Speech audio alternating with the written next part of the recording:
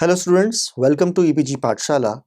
Myself Farhan Jalis Ahmed from Hamdard University, New Delhi, and today we are going to talk on the module polymeric implants from paper Novel Drug Delivery System. Our learning objectives are introduction to the non-biodegradable implants, matrix type systems and their examples like Compidose, Synchromate B implant, Synchromate C subdermal implant, Implanon which is organon based, then reservoir systems like Norplant subdermal implant, Vitrisert intravitreal plant, then biodegradable polymeric implants and natural biodegradable polymeric implants. So we will discuss about all these examples as well as all these systems. Now in this type of implanted system, which is non-biodegradable implants. Non-biodegradable implants, they are consist of the material which is not biodegradable in the nature and they have to be surgically removed from the body. These implants can be of two types. They can be of matrix types as well as they can be of reservoir types. In reservoir type system, the drug is encapsulated in a polymeric reservoir as a single entity. So the reservoir in which drug is embedded, it is basically of non-biodegradable in nature. So it is a rate controlling membrane which is basically encapsulating the drug reservoir. While in case of matrix system, drug in the form of smaller particles or spheres, it is dispersed in the polymer matrix. So it has larger surface area and it has different type of control release which is happening through the matrix. In this case also the matrix is non-biodegradable in nature. Students, in case of matrix type non-biodegradable implants, the drug is dispersed inside the polymer matrix and then it is molded into various shapes such as rods, cylinders, films, chips. Now in matrix system, which is formed by techniques such as solvent casting, compression, injection molding or screw extrusion, drug is released in a sustained manner from this matrix via slow diffusion into the site where it is placed. First, the drug particles near the surface to the implant, they are released, followed by the movement of the drug molecules from the interior or from the core of the implant to the exterior part of the implant. And it results in increased diffusion time of the drug and decrease the release rate as the time passes. Now, the release of the drug from matrix system till about 50-60 to 60% of the drug content decreases proportionately to the square root of the time. It is can be indicated by the equation Kd, which is divided by T half, where Kd is the proportionality constant depending on the properties of the implant. Thus, Ms will be denoted by T half. Following this release kinetics, the release rate decreases exponentially. Now, decreasing the drug release rate with time in case of a matrix system, it can be controlled by altering the design of the implant that provides increasing surface over time.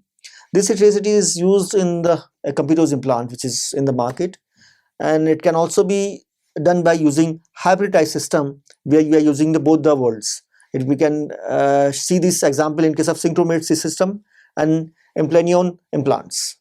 In case of Compidose implants, these implants, they consist of an inert core of silicon rubber, and this silicon rubber core is coated with silicon rubber matrix in which the drug is dispersed. If drug is estradiol, so estradiol is dispersed in this silicon rubber matrix. This arrangement decreases the tailing in the drug release profile as seen with the normal matrix systems. On placing the implant under the animal skin, it is shown that estradiol is released slowly, thus stimulating the pituitary gland of the animal to increase the growth hormone production. It also results in increase in animal's weight at the higher rate. At the end of the growing period, the implant can easily be removed from the skin by applying a small incision. Compidose implants is available in two varieties. Compidose 400, which contains thick silicone coating, releases estradiol for about over a period of 400 days, while Compidose 200, which has a thinner coating and it releases the drug up to 200 days. You can see in the figure how implants look like in cylindrical in shape, where you have a estradiol releasing polymer matrix and where you have a silicon rod, and how it can be injected inside the body with the help of this device. Now in this category, another device is Synchromate B implant. It consists of a water soluble hydron, which is a cross-linked ethylene glycomethyl acrylate. It is a polymer which incorporated drug or estradiol valerate, which is example of norgestomate device. It contains estradiol valproate crystals in the dispersed form, and it is used for the synchronization of estrus ovulation in cycling heifers. The device is implanted in the animal's ear and release the estradiol valproate for a period of about 16 days at the rate of about 504 microgram per centimeter square per day. So you can see what is the extent of control which we can get by these types of devices. You can see in the figure that implant, it releases for 9 days, and then 40 to 60 hours there will be time of period, lag period. So this is the example how the drug is released inside the body from this implant. Students, this is a Synchromate C subdermal implant. This implant consists of estradiol valproate, which is dispersed in aqueous solution of PEG, which is then dispersed in a silicone elastomer by continuous stirring.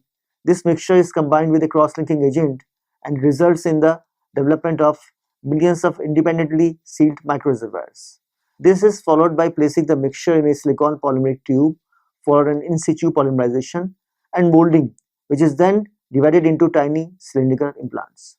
Diffusion of drug molecules takes place initially through the microreservoir membrane, and then it is followed by its diffusion through the silicone polymer coating. Now this arrangement results in zero order release kinetics, which remains unaffected by the two open ends of the implant, as their surface area is insignificant as compared to the total surface area of the implant. You can see in the figure how it is designed. Another example is Implanon, which is marketed by Organon. It is composed of EVA copolymer matrix. It incorporates the drug 3-keto-dorsgestrol in a dispersed form. Matrix is coated with another layer of EVA copolymer, which is act as a rate limiting or rate controlling membrane. That membrane decreases the rate of drug permeation by about 20 times as compared to the polymer matrix. This design improves the matrix type square root of the time release kinetics, and it resulting in the zero order release rate from the device. This device is implanted in the upper arm from where 3-keto-dorsgestrol is released for up to 3 years at the rate of about 30 microgram per day. You can see in the device design how the membrane is coating the matrix or main system. Now in case of reservoir type system, where release is controlled by the solution diffusion, it is basically made up of a drug reservoir which is enclosed in a polymeric membrane. Now the drug will release from this system, and it is controlled by the thickness of the membrane and permeability of the membrane.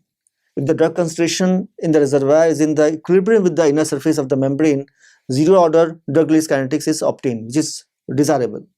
Now the limitation of this system is that non-biodegradable in nature, which necessitates the use of surgical procedure to remove the implant after the completion of the therapy or termination of the therapy. Any rupture in the polymeric membrane lead to the dose dumping, which may result in the increased drug plasma level beyond the safety level, causing untoward side effects to the patient. Now in case of non-degradable implants, they are most extremely fabricated from silicones, which are polymerized from siloxanes and having repeating O silicon or R1 R2 units. Polyethylene covinyl acetate, which is known as EVA copolymer, is also used as they are easily fabricated by extrusion. They can be formed by film casting or by injection molding method, as they are temperature sensitive in nature, and they are available in a wide range of molecular weight and ethylene vinyl acetate ratios. So by controlling the molecular weight, or by choosing the right molecular weight and right ratio, we can also control the or design or tailor-made the release of drug from the membrane. Solubility parameters of the copolymer is controlled by the increase in the content of the ethylene unit. Now thus the release rate of the drug from the device, it can be tailored as required by the changing the ethylene units. Other polymers which are used for this system is silicon rubber, silicon carbonate copolymers, surface treated silicon rubbers, polyethylene vinyl acetate, polyethylene and polyurethane. Drug from these implants, it occurs via the diffusion. As water enters into the polymeric implant, the factors which basically control the diffusion of the drug molecules through non-porous polymembranes, they are size of the drug molecule, what is the molecular size, spaces available between the polymeric chains, because the drug has to pass through these spaces. Though the space between the polymeric chains, it may be smaller than the drug molecules, the drug can still diffuse through the polymer chains due to the continuous movement of the polymer chains by Brownian motion. So there are three barriers of the transport of the drug when it is released from the implant. First is reservoir membrane, second is interface of the rate controlling membrane, and third is the membrane implantation site interface. Now in this system, in the beginning, the drug from the reservoir partition into the membrane, followed by its diffusion and partition into the site of implantation. The rate of the drug diffusion, it follows the Fick's law, which is dm by dt is equal to dk upon h a delta c, where dm by dt is the rate of drug diffusion, while d is the diffusion coefficient of the drug in the membrane, while k is the partition coefficient of the drug into the membrane, a is available surface area, and delta c is the concentration gradient. Cr is and Ci denotes the drug concentration in the reservoir and at the implantation site respectively. In sync condition, it can be defined as delta C is equal to Cr. Thus, if you see delta C is equal to Cr, dm by dt will become dk divided by h into A into Cr. Substituting this in this membrane, you can get this equation. The release rate of a drug from these types of polymeric membranes, it can be compared from the corresponding p-values. So if we substitute in the previous equation again, what we will get? We will get dm by dt is equal to k1 Cr, where k1 is the pseudo rate constant and is dependent on the factors b, a, k and h.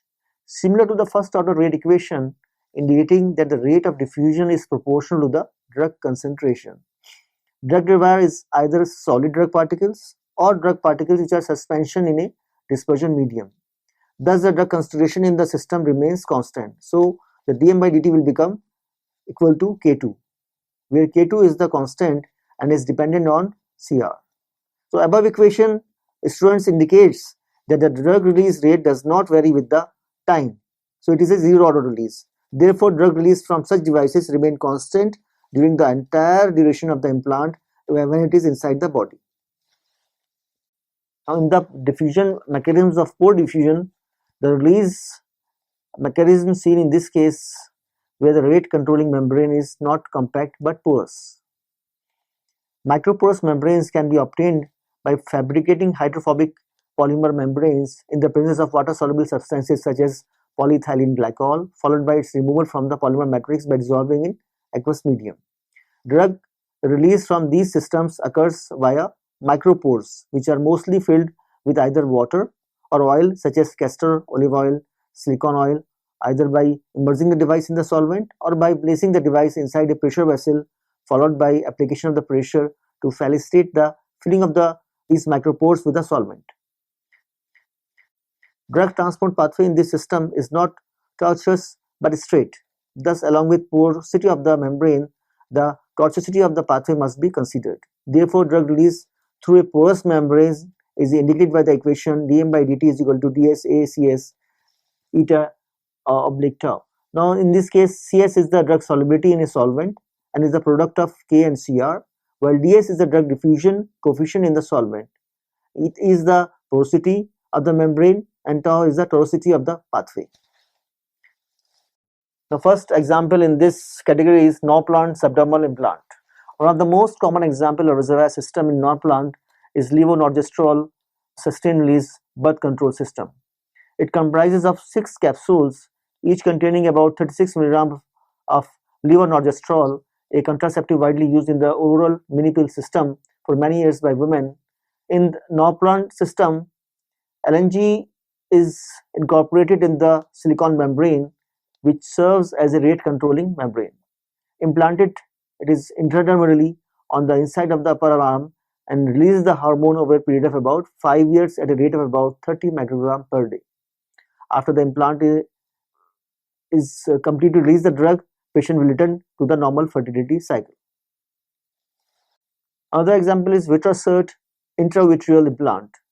These are tablet-shaped drug reservoir coated with polyvinyl alcohol, which is then coated with a discontinuous film of hydrophobic polyethylenovinyl acetate, which is EVA. Device is coated again with PVA, to which a suture tab made of EVA is attached. Both polymers are non-irradiable and hydrophobic in nature. Implant delivers therapeutic level of gencyclovir for the treatment of nitinol acetatus, which is caused by cytomegalovirus.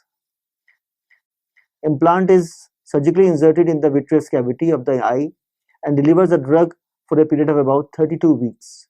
Drug initially dissolves in the ocular fluids, permeating through the PVA and EVA membranes.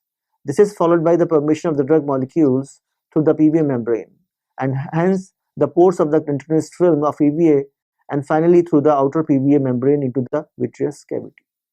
Drug permeation occurs at the rate of about 1 microgram per hour over a period of about 7 to 8 months, which can be tailored by modifying the characteristics of PVA and EVA both. Now students, let's discuss about the limitation of the non-biodegradable implants. The main disadvantage of these implants is that there is a need of surgical removal after the termination of the therapy. Once the therapy is complete, because they are not biodegradable in nature, they have to be removed from the body by making a small incision at the site of application. Another disadvantage is this: there is a low or negligible diffusivity of the water-soluble or highly ionized drugs and macromolecules such as peptides and proteins, and lesser versatility in terms of release rate. Now, other category is biodegradable polymeric implants. These polymers, they undergo degradation either by bioerosion, which involves the slow dissolution of the polymer matrix, or by biodegradation, wherein polymer degrades by chemical or enzymatic process. Degradation can occur by both the mechanism. For example, natural polymers like albumin undergoes both bioerosion as well as enzymatic degradation inside the body. Now, this degradation of the polymer, it can be classified into two forms. It can be bulk erosion or it can be surface erosion. Here, in the bulk erosion, the whole of the polymer matrix undergoes chemical or enzymatic degradation, and erosion occurs homogeneously throughout the entire matrix, and hence is termed as homogeneous erosion. Now, in the bulk, you can see in the figure, in the bulk erosion, the drug is completely released from the matrix.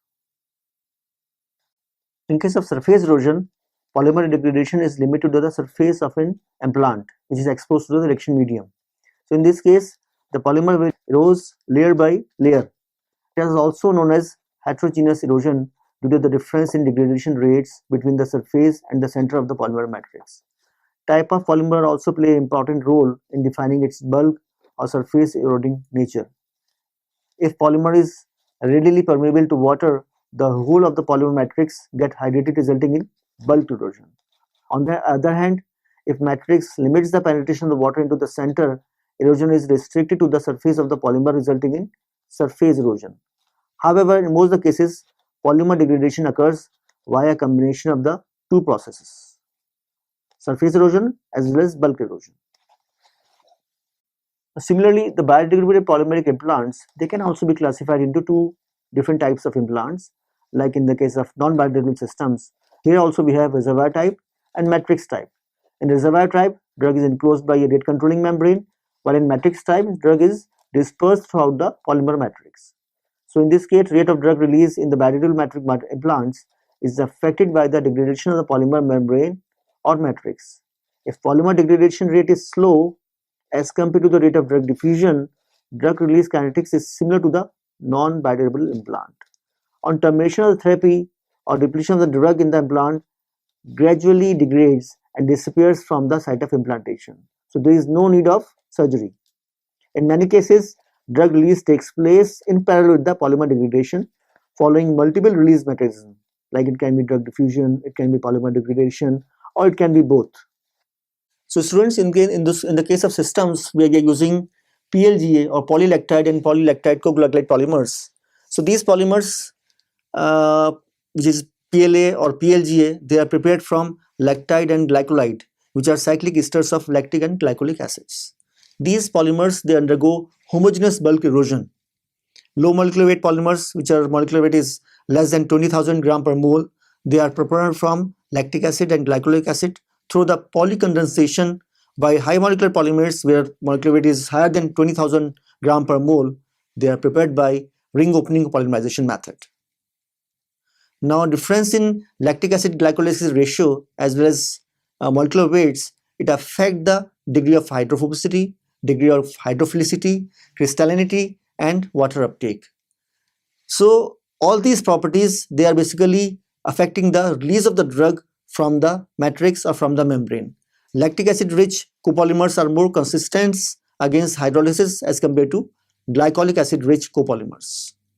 Now in this types of system, the different steps which are being followed by the polymer for degradation. The first step is polymer hydration, which results in disruption of the primary and secondary structures of the polymer. Then there will be strength loss due to the rupture of the ester bonds in the polymer and loss of mass integrity causing initiation of the absorption of polymeric fragments. Then finally the complete dissolution of the smaller polymeric fragments into the glycolic and lactic acids form. Now examples of these types of polymers in the form of implant is Zoladex, which is a commercially available PLA-PLG implant, and it is designed to deliver goserelin, which is a GnRH agonist analog, over a period of 1 or 3 months period. Chronic administration of this agonist induces an initial agonist phase, which consequently causes antagonistic effects and a suppression of gonadotropin secretion. Thus, implant of this analog can be used clinically in the treatment of endometriosis and sex hormone responsive tumors. It is used as in the palliative treatment of the advanced breast cancer in pre and perimenopausal women, in the palliative treatment of the advanced carcinoma of the prostate, and in the controlling endometriosis along with the reduction of endometriotic lesions and in pain relief. These implants aid by dispersing the drug in a PLG matrix and molding into a cylindrical shape which can be vaccinated or which can be injected subcutaneously inside the body. The implant, it shows a release reaching peak drug levels in about 24 hours, which is followed by a lag period of about 4 days, which showed a rapid decline in the plasma concentration of the drug. Lag period represents the time required to initiate the polymer degradation. Hydrophobic polymers becomes more hydrophilic due to the penetration of water to the polymer matrix, which also hydrolyzes the ester linkages and break the polymer. Extensive polymer degradation is followed by the development of pores in the polymer matrix, which are visible by scanning electron microscope. Drug release is accelerated after the initial induction period, which was required to initiate the polymer degradation. Mean drug concentrations were maintained in the range of about 0.3 to 1 nanogram per ml till the end of the treatment period. 2 discontinuous phases of the drug release can be controlled and avoided by controlling the degradation properties of the polymer so that the Zoladex could provide continuous release for a period of about 28 days. Another example of this type of system available in the market is Lupron Depot. It comprises a PLA-PLGA microsphere delivery system for the delivery of the growth hormone analog leporelide over a period of 1, 3 or 4 months period. The release rate is obtained by molecular weight and the polymer composition. Lupron Depot microspheres are specified for the treatment of female patients who are suffering from endometriosis and anemia due to fibroids and male patients with prostate cancer. Each depot formulation is delivered in a single dose vial which contains lyophilized microspheres and an ampule containing the diluent. Just prior to intramuscular injection, the diluent is withdrawn by a syringe and injected into the single dose vial to homogeneously disperse the microspheres. In the in vivo, an initial release of leporelide from the microspheres depot occurs, followed by quasi-linear release of the rest of the lead time period.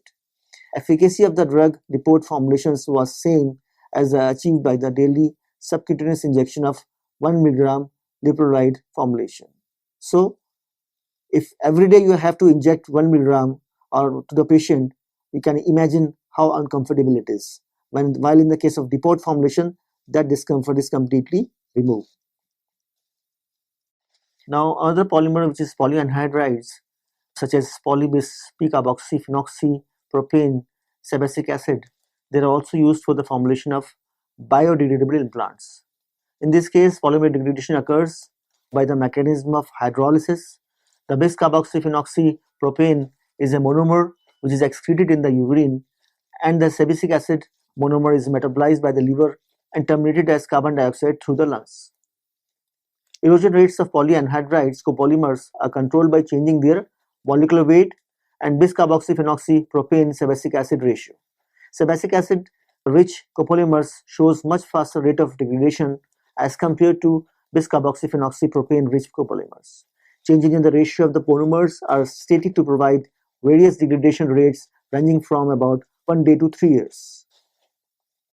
Now, example of polyanhydride based implant in the market is Gladel.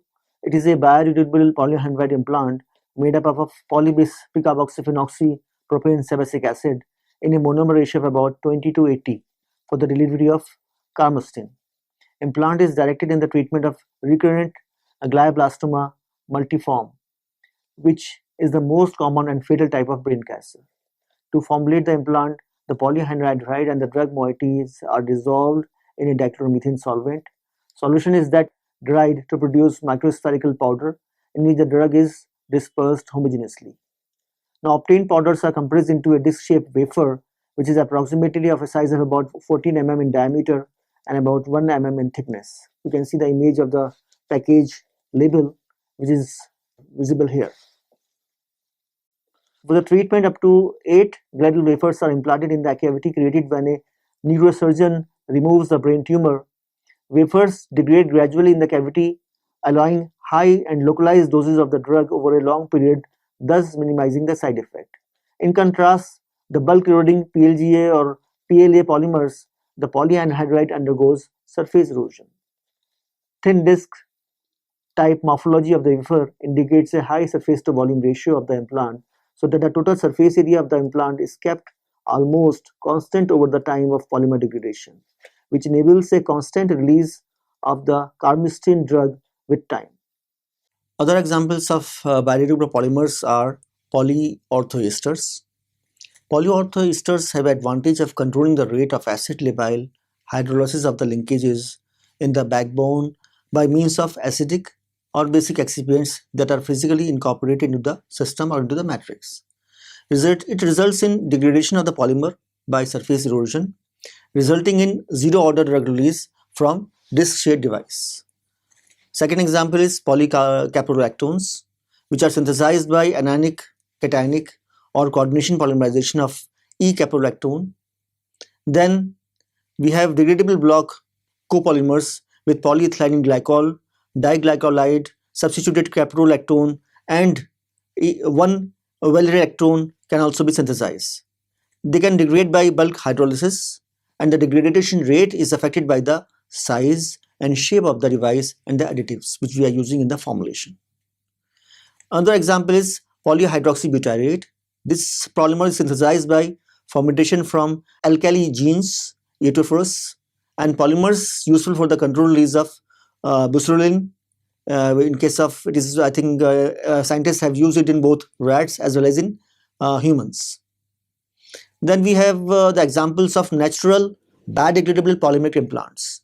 Now, naturally linked biopolymers, they also be used by scientists for formulating these implants, and they can be used for proteins like casein, albumin, gelatin, collagen.